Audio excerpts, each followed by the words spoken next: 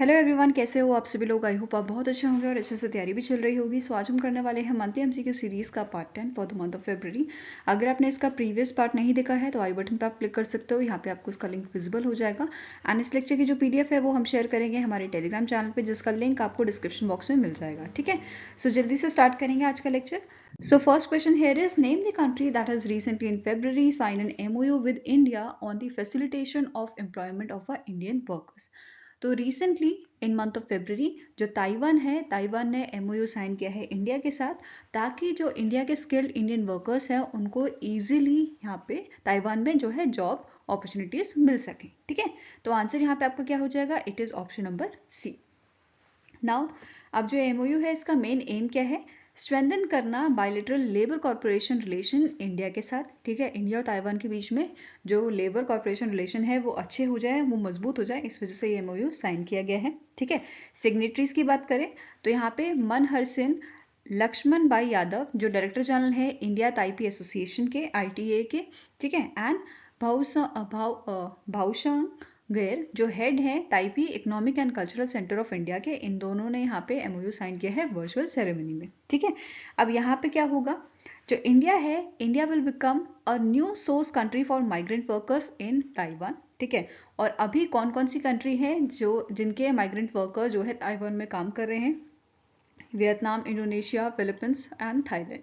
ठीक है, now next है, which of the following statement is are correct with respect to the PM Narendra Modi visit to UAE. तो in month of February PM Modi ji का visit हुआ था आपका यूएई में। ठीक है, उसी से रिलेटेड आपके पॉइंट है, आपको बताना है कौन सा स्टेटमेंट यहाँ पे करेक्ट है। ठीक है, पहला स्टेटमेंट क्या कह रहा है, इनकी विजिट में इंडिया और यूएई ने साइन किया है interlinking of a domestic debit and credit card, that is RuPay and Jaivana. ठीक है, इसके लिए यहाँ पे इनका एमओयू साइन हुआ है। ठीक है, नेक्स्ट है, PM Narendra Modi participated at the world government summit held in Dubai UAE as a guest of honour and its theme was shaping the future governments. Next है, he also announce the setting up of a CBSE, that is Central Board of Secondary Education Office in Dubai UAE।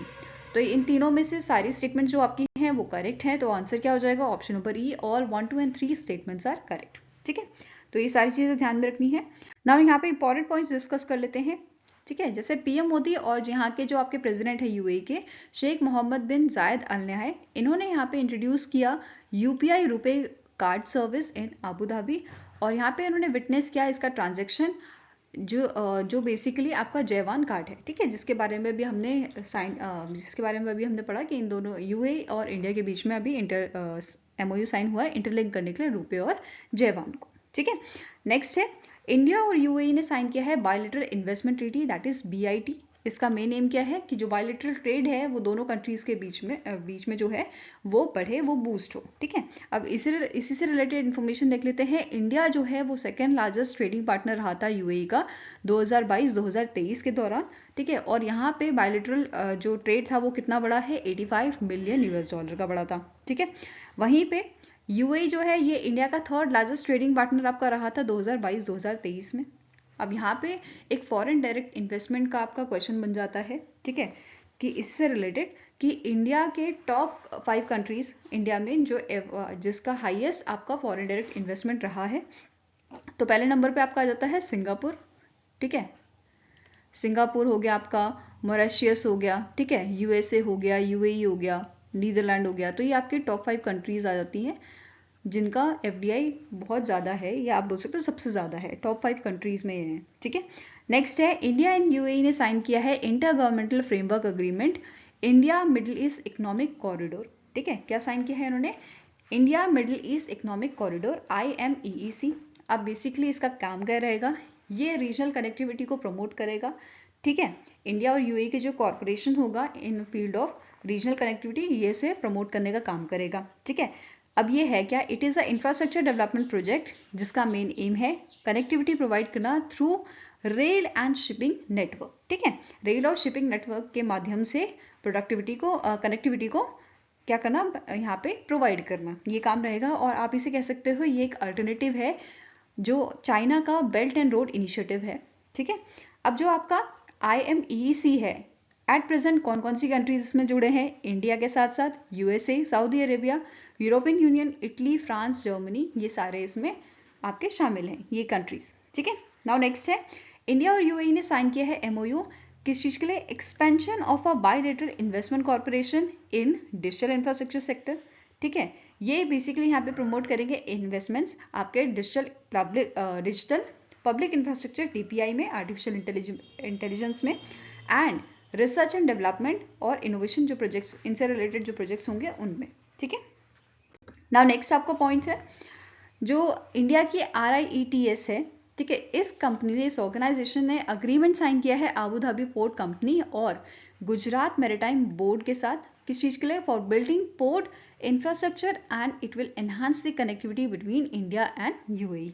ठीक है, साथ में ही यहाँ पे corporation protocol जो है वो भी यहाँ पे साइन किया गया है between the national library and archive of UAE and national archives of India, इन दोनों के बीच में ये साइन किया गया है। ठीक है, अब इसका ये जो प्रोटोकॉल है ये क्या करेगा? ये शेप करेगा extensive bilateral corporation in the field including restoration and preservation of archival material. ठीक है, नाउ नेक्स्ट यहाँ पे है कि जो पीएम मोदी जी हैं, इन्होंने इनॉग्रेट किया था आपका पहला हिंदू स्टोन टेम्पल यूएई में, आबू धाबी में, ये आपका इनॉग्रेट किया गया था। ये हम सभी को पता है, इससे रिलेटेड इन्फॉर्मेशन देख लेते हैं। जैसे इसका जो एरिया है ये आपका 27 एकड़ साइट में फैला हुआ है। ठीक है, और कौन से यहाँ पे जो गॉड हैं उनको डेडिकेट किया गया है टेम्पल? स्वामी नारायण जी को ये डेडिकेट किया गया है। ठीक है, टोटल इसका कॉस्ट जो है आपका 700 करोड़ का है, ये ध्यान में रखना है। एंड इसे पिंक स्टोन्स से बनाया गया है जो बेसिकली ट्रांसपोर्ट किए गए हैं राजस्थान इंडिया से। ठीक है, तो ये ध्यान में रखना है। नाउ इसके अलावा पीएम नरेंद्र मोदी जी और जो वाइस प्रेसिडेंट है यूएई के शेख मोहम्मद बिन रशीद अल मकौम, इन्होंने यहाँ पे फाउंडेशन स्टोन रखा है भारत मार्ट का।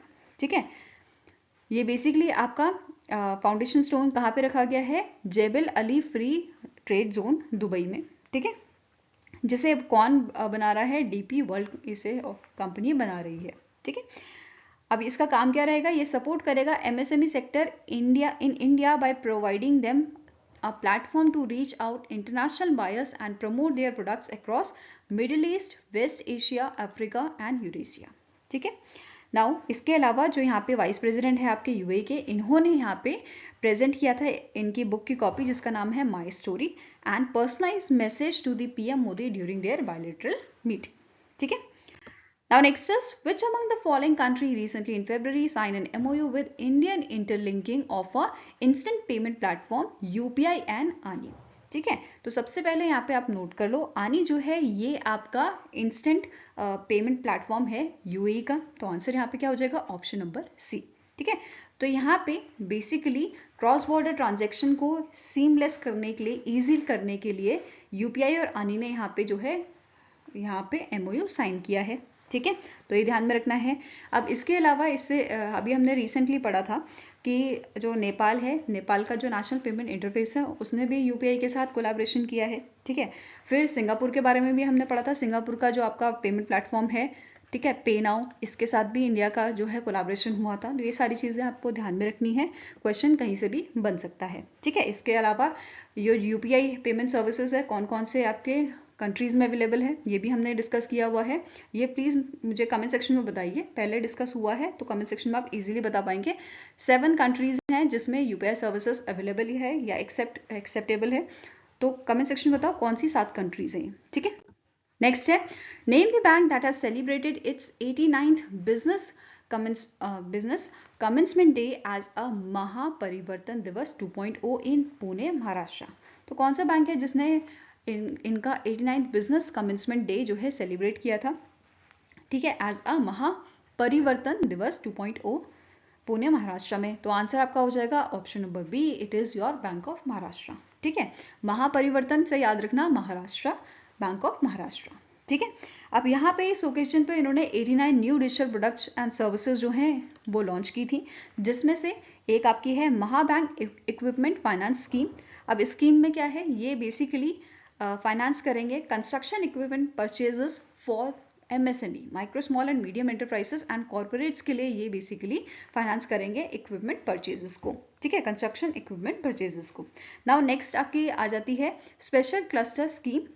इसका अब ये क्या करेगा, ये ऑफर करेगा आपके concessionary interest rates and service charges को, ठीक है, किनको, ग्लास बैंगल इंडस्ट्री जो आपकी फिरोजाबाद उत्तर प्रदेश में है, ठीक है, उनके लिए स्पेशली स्कीम लाई गई है। इसके अलावा the bank also incorporated a straight thought process journey in a Mudra loans of up to ₹50,000 to fuel the entrepreneurial ecosystem. इसके अलावा यहाँ पे कर्नाटका के जो फार्मर्स हैं उनके लिए भी फैसिलिटीज़ यहाँ पे प्रोवाइड की गई है। The facilities were made to provide instant digital Kisan credit card loans, जिसमें आपको अप टू 1.60 लाख का लोन यहाँ पे प्रोवाइड किया जा सकता है, ठीक है। इसके अलावा जो गवर्नमेंट एम्प्लॉयज़ हैं राजस्थान के, उनको यहाँ पे in order to provide the line of credit to the employees of a government of Rajasthan, bank of Maharashtra ने इंट्रोड्यूस किया है earn salary advance drawal scheme को, ठीक है। ये सब चीज़ें ध्यान में रखनी है। अब स्टार्टिंग इन्फॉर्मेशन देख लेते हैं। बैंक ऑफ महाराष्ट्र जो है इसके MD एंड CEO करंटली है AS राजीव। हेडक्वार्टर इसका पुणे महाराष्ट्र में लोकेटेड है और इसकी टैगलाइन है एक परिवार एक bank. Next is which company recently in February received in principle approval from the IRDAI to upgrade its license from direct insurance broker to composite insurance broker, ठीक है। तो इनमें से कौन सी कंपनी है जिसको बेसिकली इन प्रिंसिपल अप्रूवल दिया गया है IRDAI के थ्रू, IRDAI ने, कि वो अपना इंश्योरेंस डायरेक्ट इंश्योरेंस ब्रोकर से अपना जो लाइसेंस है वो कंपोजिट इंश्योरेंस ब्रोकर में अपग्रेड कर सकते हैं। तो answer is option number B, policy Bazaar, ठीक है। पॉलिसी बाजार जो है ये होली ओन सब्सिडी है आपकी Gurugram based PB fintech limited की, ठीक है। अब स्टार्टिंग इन्फॉर्मेशन देखें, जो पॉलिसी बाजार है इसको 2008 में जो है इसकी शुरुआत की गई थी। इसके कारण प्रेसिडेंट एंड CEO कौन है, इनका नाम है सरबवीर सिंह। यहाँ पे आप इनकी इमेज देख सकते हो। हेडक्वार्टर इसका गुरुग्राम हरियाणा में लोकेटेड है, ठीक है। नाउ नेक्स्ट है name the company that has launched the digital Nari platform to generate sustainable self employment for women, ठीक है। तो आंसर यहाँ पे आपका हो जाएगा इनमें से कौन सी कंपनी है, तो इट इज पे नियर बाय कंपनी, जिसने लॉन्च किया है डिजिटल नारी प्लेटफॉर्म जनरेट करने के लिए सस्टेनेबल सेल्फ एम्प्लॉयमेंट विमेन्स के लिए, ठीक है। अब डिजिटल नारी जो प्लेटफॉर्म है ये बेसिकली वर्क करेगा अलॉन्ग साइड दी जो गवर्नमेंट का प्रोग्राम है लखपति दीदी, ठीक है। अब लखपति दीदी जो बेसिकली आपका लॉन्च किया गया था 2023 में, इसका मेन एम क्या था, एम्पावर करना विमेंस को, ठीक है। ऐसे ही डिजिटल नारी का भी एम है सपोर्ट करना फीमेल बिजनेस ओनर्स को, सिंगल विमेन को, लिटरेसी चैलेंज विमेन को with a financial and digital services that cater to their needs, ठीक है। अब यहाँ पे इनका मेन एम क्या है डिजिटल नारी का, कि बाय एंड ऑफ 2025 इनको एड करना है 1 लाख विमेंस को, ठीक है। ये ध्यान में रखना है। आप पे नियर बाय के बारे में बात करें तो इसके फाउंडर MD एंड CEO कौन है, आनंद कुमार बजाज, और हेडक्वार्टर इसका मुंबई महाराष्ट्र में लोकेटेड है और 2016 में इसे एस्टैब्लिश किया गया था, ठीक है। नेक्स्ट क्वेश्चन है which among the following statement is correct with respect to the Forbes India 30 under 30 list for 2024। तो यहाँ पे आपको बताना है इस लिस्ट के अकॉर्डिंग कौन सा स्टेटमेंट जो है वो आपका करेक्ट है, ठीक है। पहला स्टेटमेंट है it is the 11th edition of a Forbes India 30 under 30 list featured 37 individuals this year.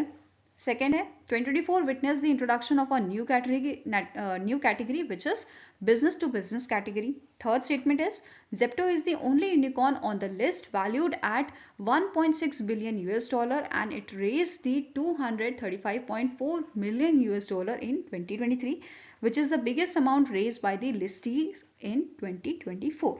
तो इस लिस्ट के अकॉर्डिंग यहाँ पे सारे स्टेटमेंट्स आपके करेक्ट हैं, तो आंसर क्या हो जाएगा option number E, all 1, 2 and 3 statements are correct, ठीक है। अब इसी के साथ आपको नोट करना है इस लिस्ट में 9 विमेन्स को जो है फीचर किया गया है। तो ये क्वेश्चन बन सकता है कितनी विमेन को यहाँ पे फीचर किया गया था, ठीक है। इसके अलावा थर्ड पॉइंट पे आए तो जो जेप्टो है, जेप्टो जो है आपकी 2023 की मतलब 2023 की, ये 2023 में ये आपका 111th यूनिकॉर्न बनी थी, ठीक है। इसके अलावा यहाँ पे को फाउंडर्स के पूछे जा सकते हैं जेप्टो के, तो इनका नाम है आदित्य पलीचा, ठीक है, एंड कवल्य वोहरा, ठीक है। ये दोनों आपके को फाउंडर हैं जेप्टो के। ये सारी चीज़ें ध्यान में रखनी है। इसके अलावा न्यू कैटेगरी यहाँ पे शामिल की गई है, तो इस कैटेगरी में आपके कौन से विनर्स थे ये देख लेते हैं। इनका नाम है श्रेयस चोपड़ा, ठीक है, जो आपके मेस्टक के सीईओ हैं, founder and CEO, and Shipriya बिस्वास जो आपके चीफ प्रोडक्ट ऑफिसर हैं and head of marketing in ओंगिंटो, ठीक है। नेक्स्ट स्टेटमेंट है जो हनी बागचंदानी है, जो फाउंडर हैं आपके टूरिस्ट के, इनको रिकॉग्नाइज किया गया है for creating innovations benefiting persons with disability. तो ये भी आपका इंपॉर्टेंट बन जाता है। और इनका पहला प्रोडक्ट क्या था, सारथी, जो डिवाइस आपका बेसिकली हेल्प करता है ब्लाइंड या जो विजुअल इम्पेयर्ड पर्सन्स होते हैं उनको हेल्प करने में हेल्प करता है ये, ठीक है। नाउ इसके अलावा यहाँ पे आप सारी लिस्ट देख सकते हो, जैसे एग्री टेक की कैटेगरी में अंकित आलोक भगारिया एंड अभी गवारी जो हैं, इनको विनर यहाँ पे इस लिस्ट में शामिल किया गया है, ठीक है। आर्ट की कैटेगरी में आपका विराज खन्ना, ठीक है। Clean energy and climate change की कैटेगरी में अजिंक्य धरिया, अनुपम कुमार, देन अरविंद भारद्वाज, ठीक है। ऐसे ही आपके डिफरेंट कैटेगरीज यहाँ पे शामिल की गई हैं। इसके अलावा यहाँ पे अगर स्टैटिक इन्फॉर्मेशन की बात करें, स्टैटिक इन्फॉर्मेशन में ये देख लेते हैं, जो फोर्ब्स इंडिया 30 अंडर 30 लिस्ट है, इसे सबसे पहले कब पब्लिश किया गया था, 2024 में, और इनिशियली 2014 में, और इनिशियली इसमें 14 आपकी कैटेगरीज थी। वहीं पे 2023 में यहाँ पे ये कैटेगरी आपकी एक्सपैंड कर दी गई थी 20, और अब इस पे एक और कैटेगरी जो है आपकी ऐड कर दी गई है, ठीक है। नाउ फोर्ब्स इंडिया की बात करें तो इसके एडिटर हैं आपके ब्रेन कारवालो। इसका हेडक्वार्टर आपका मुंबई महाराष्ट्र में लोकेटेड है, और इसे 2009 में स्टैब्लिश किया गया था, लॉन्च किया गया था, ठीक है। नाउ इसके अलावा यहाँ पे एक और कैटेगरी आपकी है स्पोर्ट्स की कैटेगरी, ये ध्यान में रखना है। इसमें आपके पारुल चौधरी को यहाँ पे ऐड किया गया है, ठीक है, यहाँ पे सेलेक्ट किया गया है। इन्हीं के साथ सुमित अंतिल जो पैरा एथलीट हैं, एंड ज्योति याराजी जो एथलीट हैं, ठीक है। इन तीनों का नाम आपको याद रखना है। इसके अलावा एंटरटेनमेंट कैटेगरी में रश्मिका मंदाना एंड राधिका मदन, इनको यहाँ पे शामिल किया गया था, ठीक है।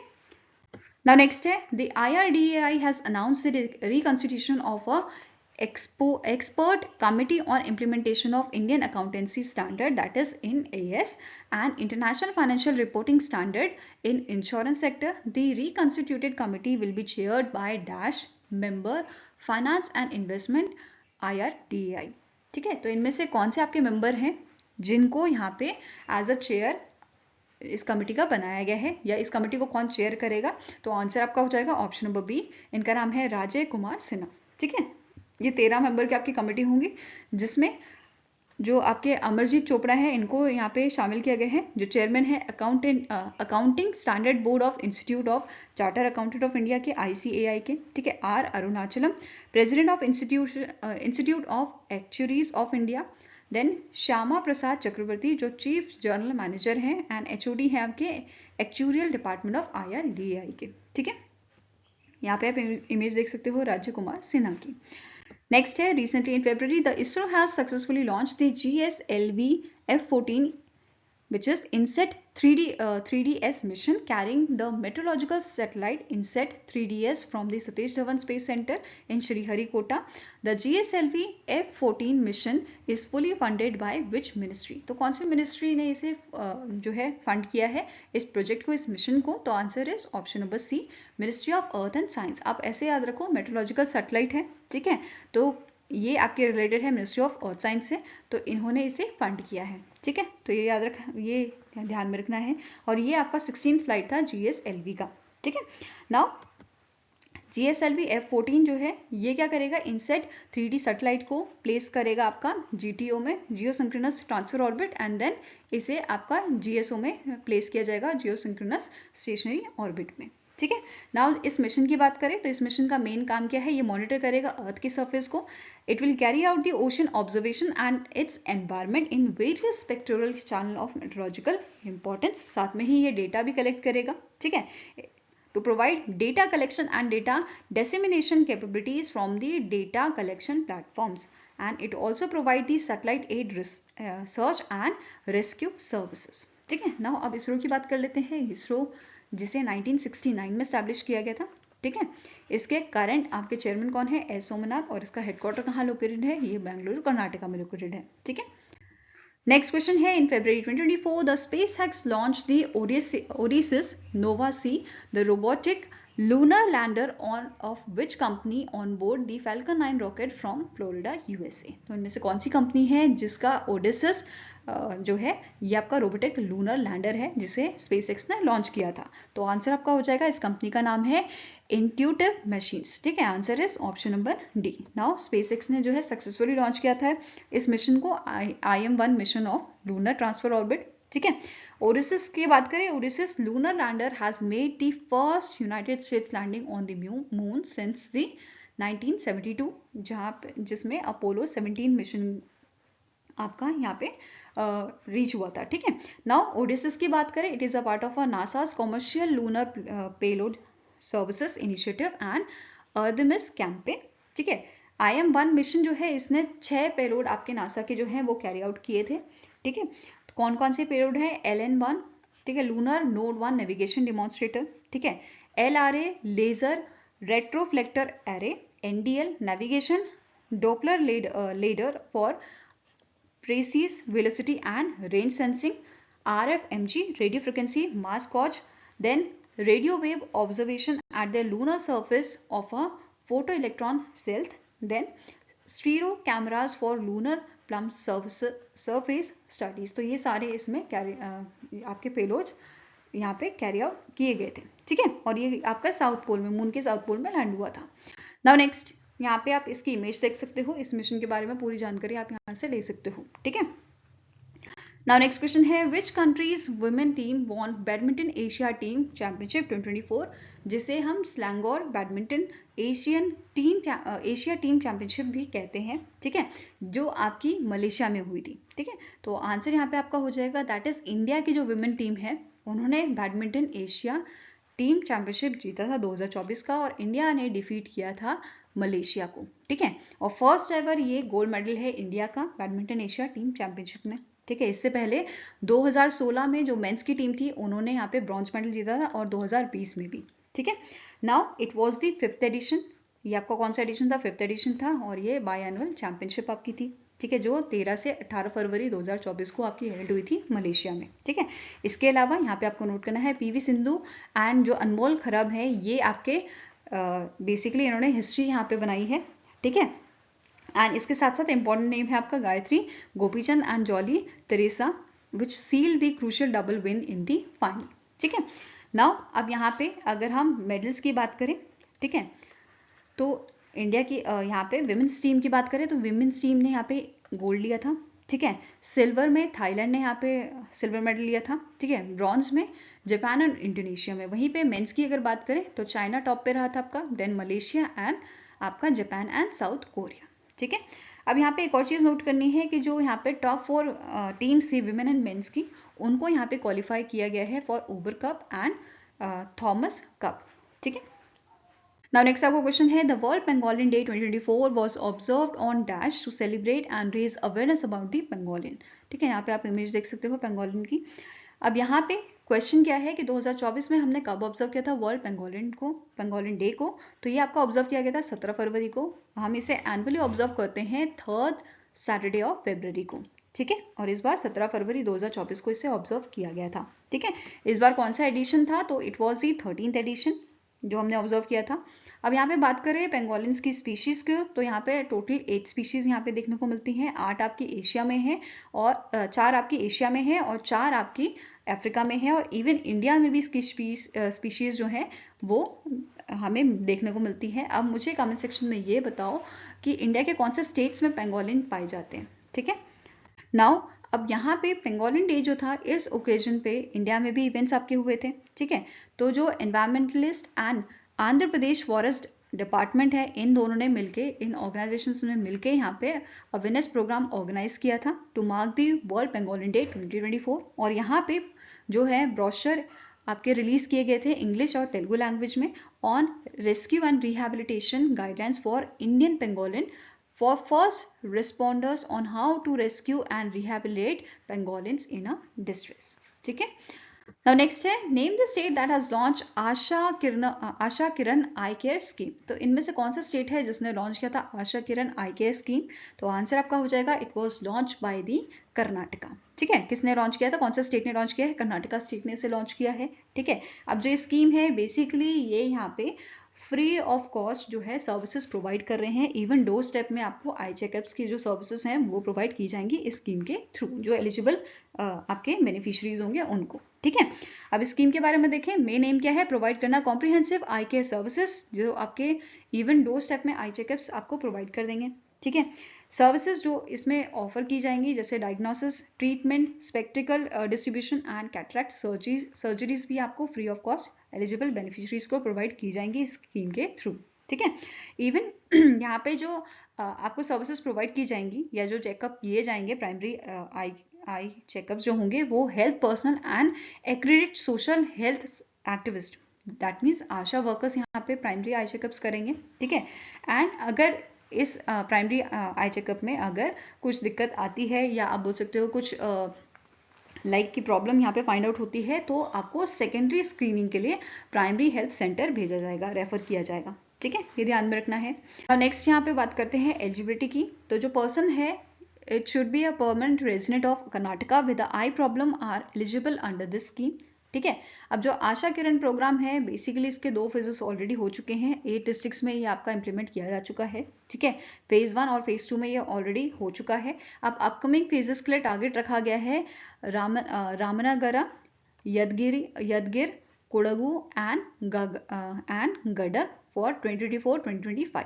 ठीक है, अब इसके अलावा 2025-26 के लिए आपके जो प्लेसेस हैं वो हैं चिकमंगलुरु, ठीक है, बिदर, कोलार एंड बागलकोटे।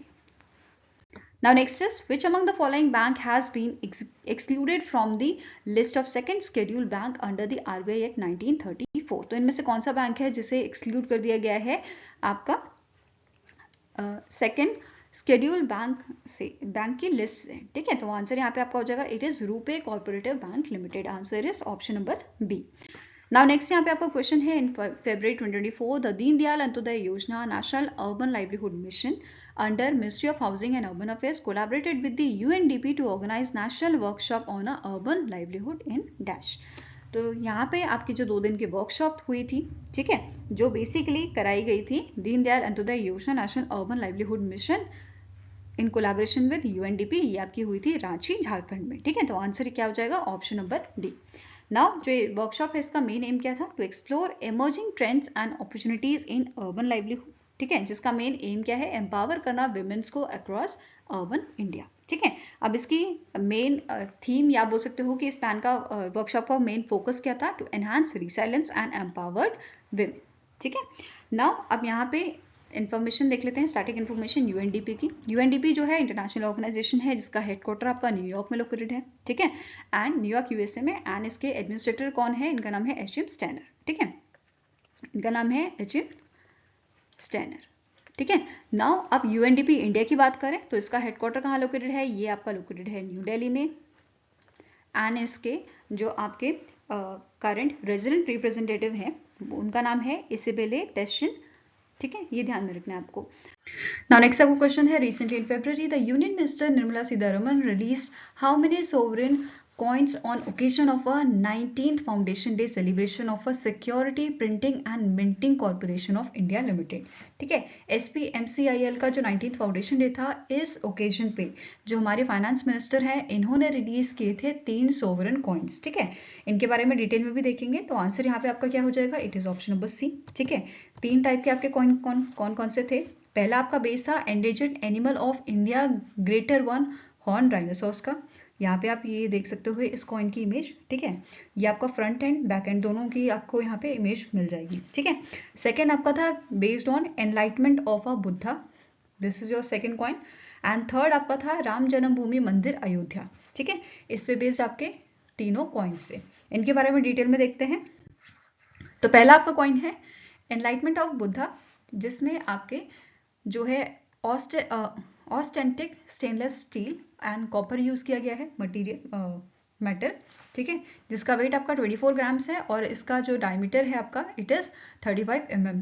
ठीक है, एंड इसकी थिकनेस आपकी रहेगी 3 mm की। फाइन। नाउ नेक्स्ट आपका कॉइन है एंडेंजर्ड एनिमल ऑफ इंडिया, ठीक है, जो बेसिकली बेस्ड है वन हॉर्न राइनोसोरस पे, ठीक है, एंड ये first special series of coin है जिसे यहाँ पे रिलीज किया गया था।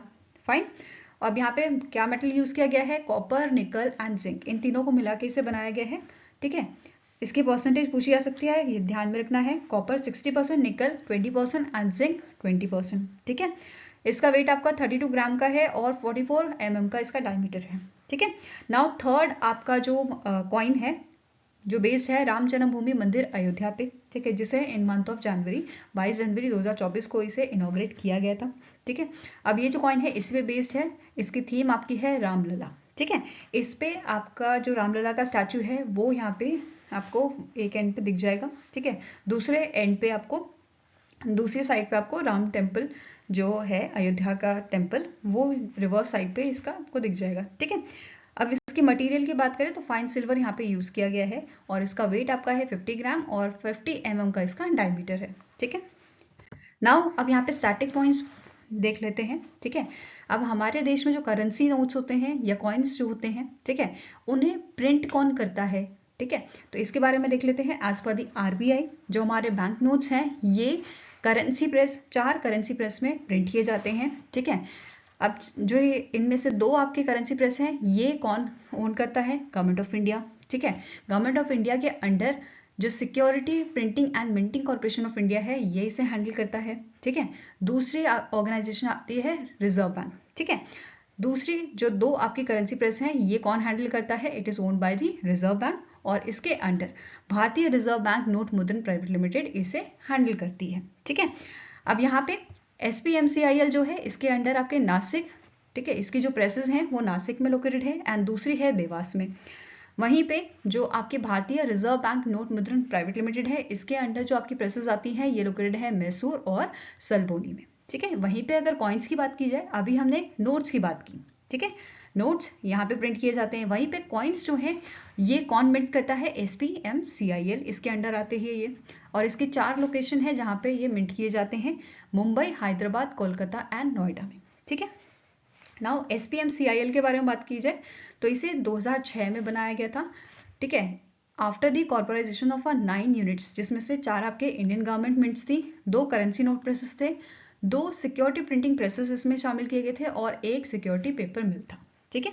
नाउ इसके करंट CMD कौन है, चेयरमैन एंड मैनेजिंग डायरेक्टर, इनका नाम है तृप्ति पात्रा घोष और इसका हेडक्वार्टर न्यू दिल्ली में लोकेटेड है and it is one of the mini Ratna category 1 organisation, ठीक है। Now next question है, the government of India has increased the authorized capital of a Food Corporation of India that is FCI from rupees 10,000 crore to rupees dash crore to enhance operational capabilities and fulfill its mandate effectively। तो सबसे पहले यहाँ पे आपको जानना है जो आपका ऑथराइजेशन कैपिटल होता है या ऑथराइज कैपिटल क्या होता है, ये क्या होता है, ठीक है। ऑथराइज कैपिटल को रजिस्टर्ड कैपिटल भी बोलते हैं या इसे नॉमिनल कैपिटल भी बोला जाता है। बेसिकली ये आपका मैक्सिमम अमाउंट होता है, maximum amount of share capital होता है जो कंपनी बेसिकली इशू कर सकती है इनके शेयर होल्डर्स को, ठीक है, और कंपनी जो है इसे इंक्रीज और डिक्रीज भी कर सकती है, तो ये कंपनी के हाथ में है सारा, ठीक है। नाउ अब यहाँ पे गवर्नमेंट ऑफ इंडिया ने इंक्रीज किया है ऑथराइज कैपिटल FCI का, इसे 10,000 करोड़ से 21,000 करोड़ कर दिया गया है, ठीक है। तो आंसर यहाँ पे क्या हो जाएगा, it is option number B, ठीक है। अब FCI जो है, FCI कौन सी मिनिस्ट्री के अंडर आता है, ministry of consumer affairs, food and public distribution के अंडर, ठीक है, मिनिस्ट्री ऑफ कंज्यूमर अफेयर्स, ठीक है, फूड एंड पब्लिक डिस्ट्रीब्यूशन के अंडर आता है, ये ध्यान में रखना है।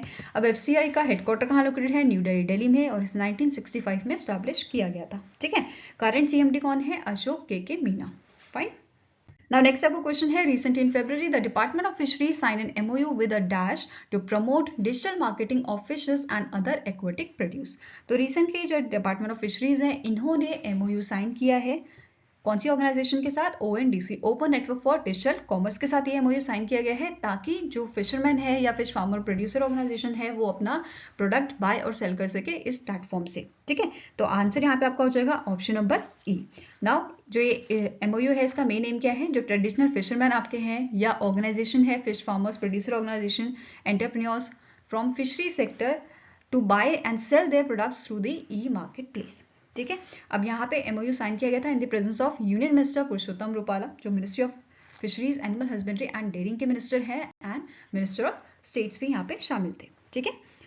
Now next is the IRDAI recently in February signed an MOU with which bank for promoting renewable energy initiative. तो recently IRDAI ने कौन से बैंक के साथ MOU साइन किया है ताकि यहाँ पे जो रिन्यूएबल एनर्जी इनिशिएटिव्स हैं या इससे रिलेटेड जो प्रोडक्ट्स हैं उनको फंडिंग की जा सके, ठीक है, उनको लोन प्रोवाइड किया जा सके।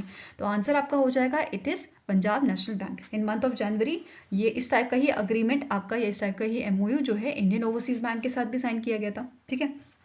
उससे पहले यूनियन बैंक ऑफ इंडिया के साथ भी ये साइन किया गया था। ठीक है। और बैंक ऑफ बड़ौदा के साथ भी इस टाइप का ही MOU साइन किया गया था IRDAI के द्वारा। ठीक है, ये ध्यान में रखना है।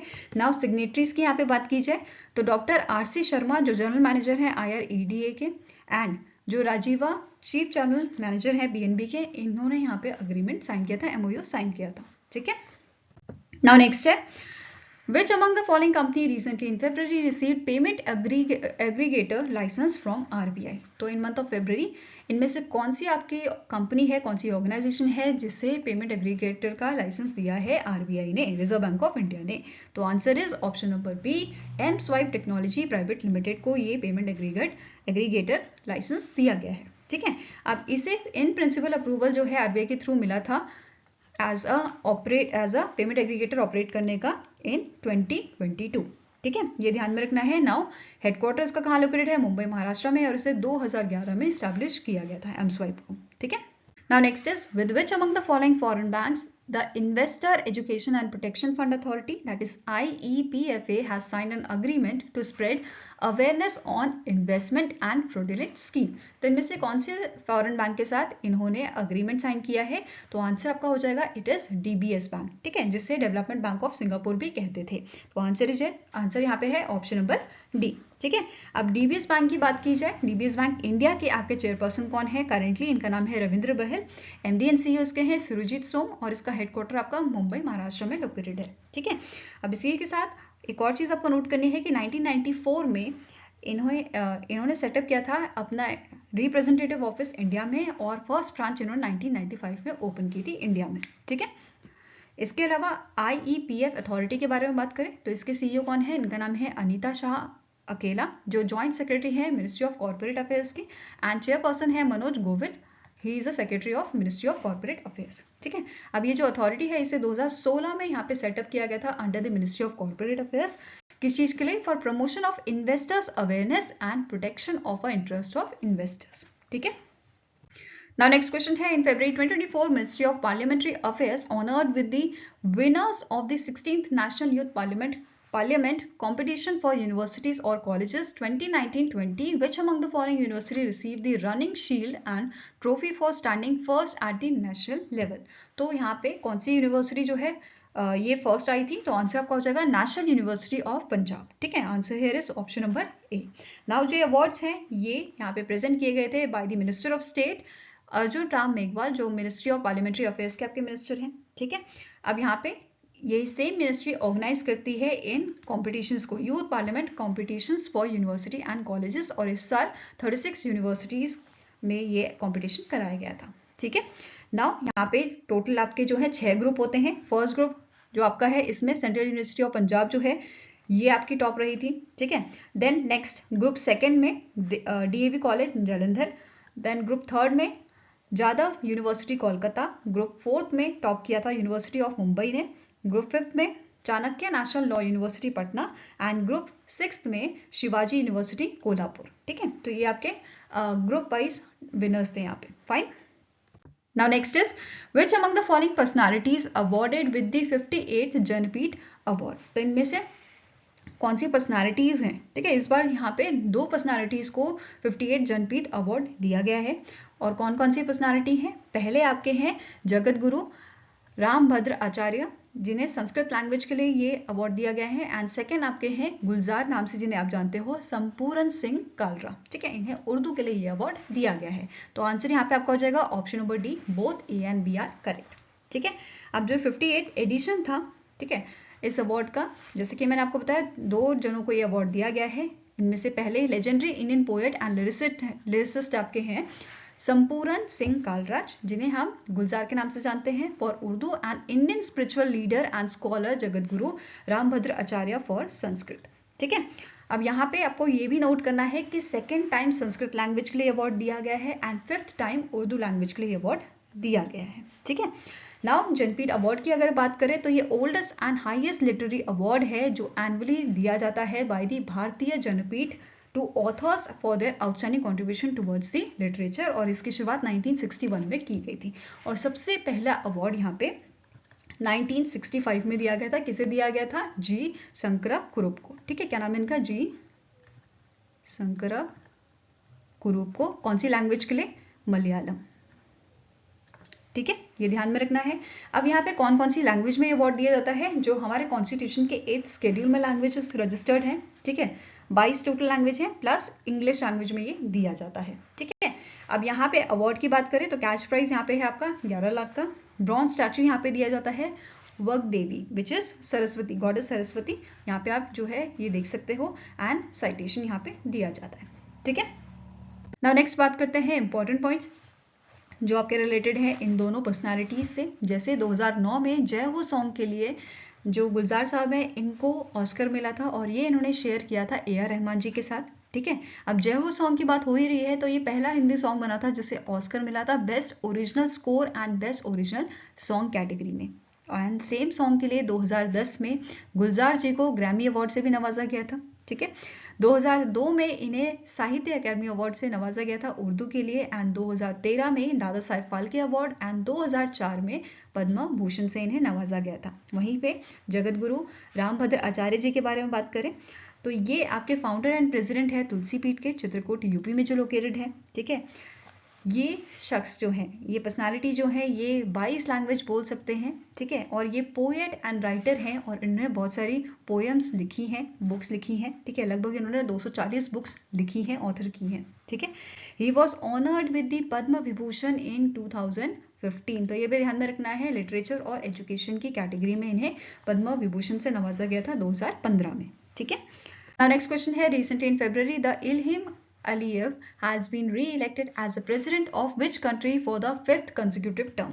तो जो इल्हिम अलीयव हैं इन्हें री-इलेक्ट किया गया है प्रेसिडेंट आपका अजरबैजान का। ठीक है, तो आंसर यहाँ पे आपका हो जाएगा it is option number C, और ये इनका 5th कंसेक्यूटिव टर्म है। ठीक है, इनको जो है यहाँ पे आपको नोट करना है, इनको सबसे पहले 2003 में इलेक्ट किया गया था एज अ प्रेसिडेंट, फिर उन्हें 2008 में रीइलेक्ट किया गया था, 2013 में, देन 2018 में और अभी 2024 में। ठीक है, अब यहाँ पे जो इनका टेन्योर होता है प्रेसिडेंट का, ये आपको याद रखना है, ये 7 ईयर का होता है। तो इनका जो प्रेसिडेंशियल टर्म है वो आपका 2031 में खत्म होगा। ठीक है, अब यहाँ पे देखो वैसे 2016 तक इनका जो प्रेसिडेंट का टर्म था वो 5 साल होता था, बट 2016 के बाद यहाँ पे कुछ चेंजेस किए गए और इनका प्रेसिडेंट का जो टर्म है वो 7 साल का कर दिया गया था। ठीक है, यहाँ पे आप इनकी इमेज भी देख सकते हो।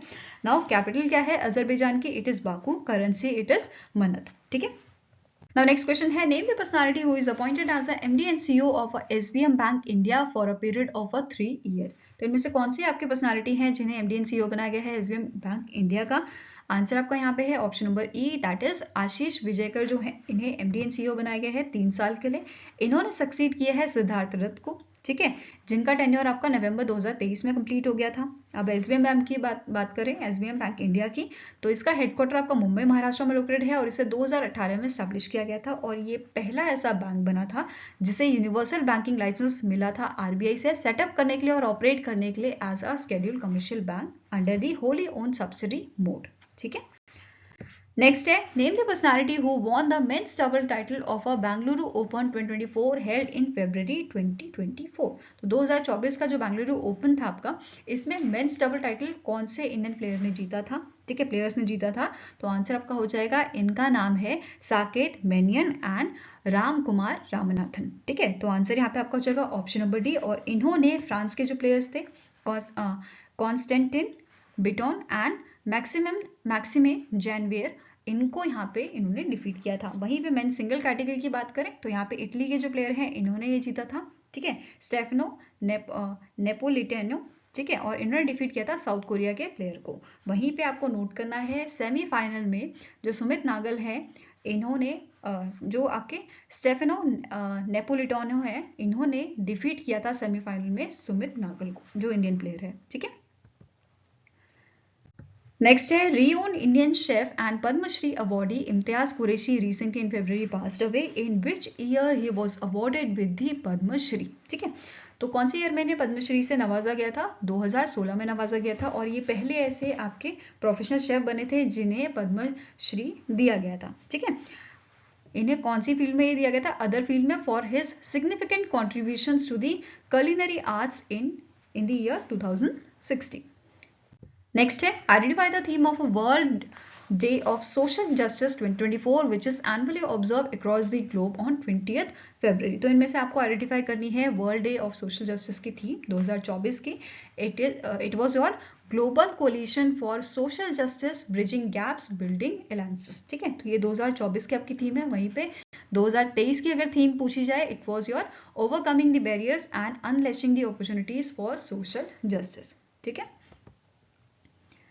Now next question है, which state has launched a Inspire integrated service provision and innovation for revising economies, a World Bank assisted program for economic empowerment of women and youth। तो इनमें से कौन सा स्टेट है जिसने यहाँ पे लॉन्च किया था इस प्रोग्राम को, ठीक है, जो वर्ल्ड बैंक असिस्टेड प्रोग्राम है? तो आंसर आपका हो जाएगा option number C, that is Sikkim, ठीक है। सिक्किम के जो आपके सीएम है जिनका नाम है प्रेम सिंह तमांग, इन्होंने इसे यहाँ पे इस प्रोग्राम को जो है लॉन्च किया था, ठीक है।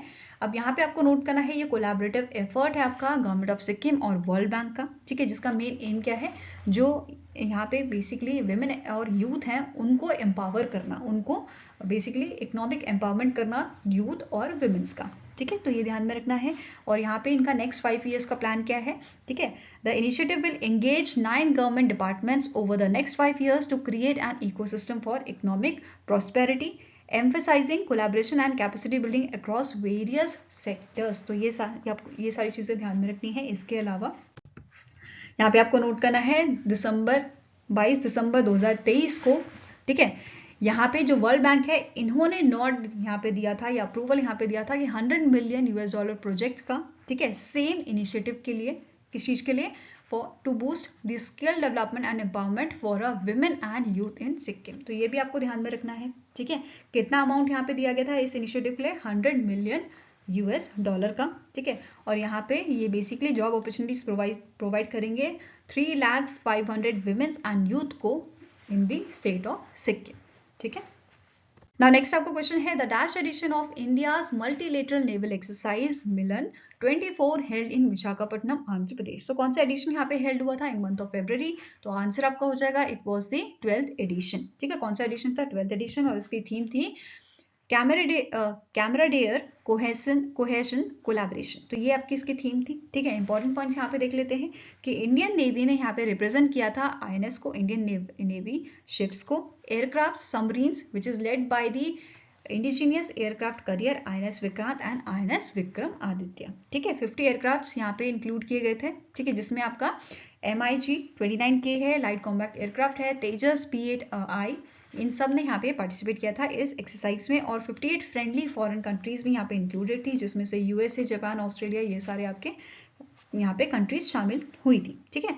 अब यहाँ पे जो मिलान है ये 2 आपके फेजेस में होता है। एक होता है हार्बर फेज जो आपका 19 से 23 फरवरी को हुआ है, और जो सी फेज है आपका, ठीक है, जो सी फेज है ये आपका 24 से 27 फरवरी को हुआ है। तो ये दोनों ध्यान में रखने हैं, ठीक है। अब यहाँ पे बात कर लेते हैं मिलान की, ठीक है।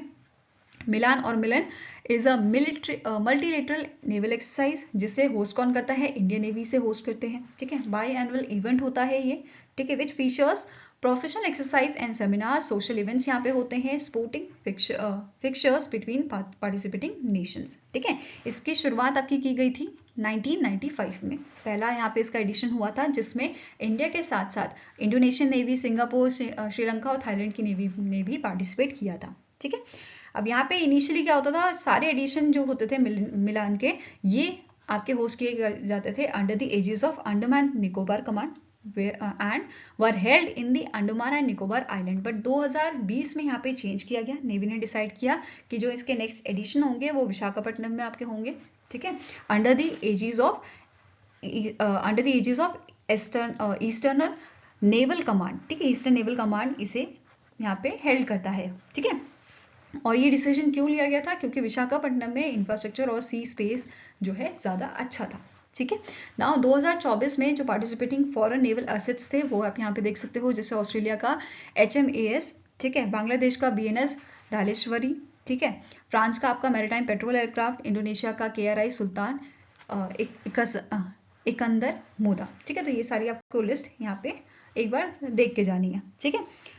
आई होप गाइज आपको ये वीडियो पसंद आया हो। अगर पसंद आया तो लाइक एंड शेयर जरूर कीजिएगा और हमारे साथ जुड़ने के लिए हमारे चैनल को सब्सक्राइब कीजिएगा। अगर आपके कुछ सजेशन है तो आप हमें मेल कर सकते हो benchmarkstudy007@gmail.com पे, या फिर आप हमें कमेंट सेक्शन में भी लिख सकते हैं। सो मिलेंगे इसी नेक्स्ट वीडियो के साथ। Till then take care, have a nice day and all the best for your preparations.